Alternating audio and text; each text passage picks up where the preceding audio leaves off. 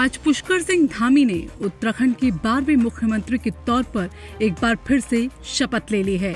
आपको बता दें कि इस शपथ समारोह में खुद प्रधानमंत्री मोदी, गृह मंत्री अमित शाह और इसके साथ ही यूपी के सीएम योगी आदित्यनाथ भी शामिल हुए।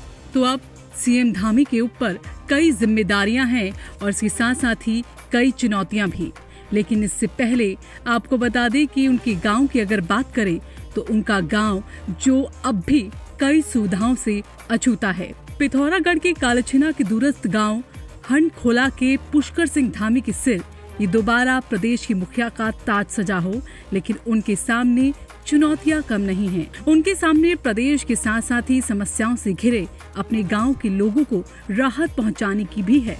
जिला मुख्यालय से 32 किलोमीटर दूर सीएम पुष्कर धामी के पैतृक गांव हंडखोला में समस्याओं का अंबार है।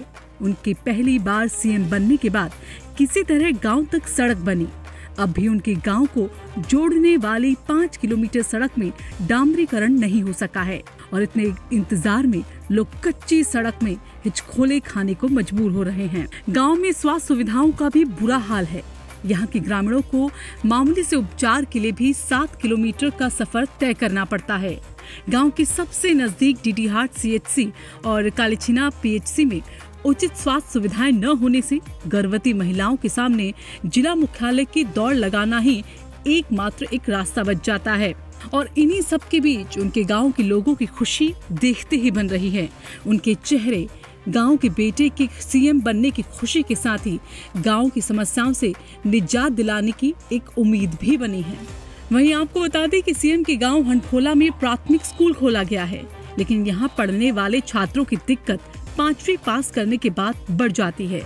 5वीं पास करने के बाद अपने सुनहरे भविष्य के सपने के लिए छात्रों को कई किलोमीटर का सफर तय कर इंटर कॉलेज हचीला या फिर कालीछिना की दौड़ लगानी पड़ जाती है। आपको बता दें कि प्रदेश में हर घर के युवा और युवतियां हालांकि बेरोजगार हैं, बेरोजगारी की मार को यहां पर झेल रहे हैं।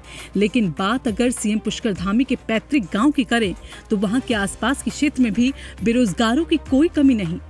बेरोजगारी की मार झेल रहे यहाँ के 150 से ज्यादा युवा रोजगार की उम्मीद अब लगा कर बैठे हैं। जिस तरह पहली बार सीएम के लिए उनके नाम की घोषणा होते ही उन्होंने अपनी जड़ों को याद कर अपने गांव और विकास खंड का नाम लिया था, इन हालातों में उनके गांव के लोगों की उम्मीदें बढ़ गई हैं। वहीं आपको बता दें कि सीएम का गांव पलायन की मार से भी अछूता नहीं है। सड़क हो, शिक्षा हो या फिर स्वास्थ्य सुविधाएं, इन सभी के अभाव में गांव के लोग साल दर साल अब पलायन कर रहे हैं। नतीजा ये है कि 2 दशक पहले तक उनके गांव के पैतृक तोक में 70 से ज्यादा परिवार निवास करते थे, लेकिन अब यहाँ पर महज 23 ही परिवार हैं। ग्रामीणों को उम्मीद है कि गांव अब सुविधा संपन्न होगा। पुरानी रौनक एक बार फिर से शायद गांव में लौट आएगी। ब्यूरो रिपोर्ट, राजकुमारी।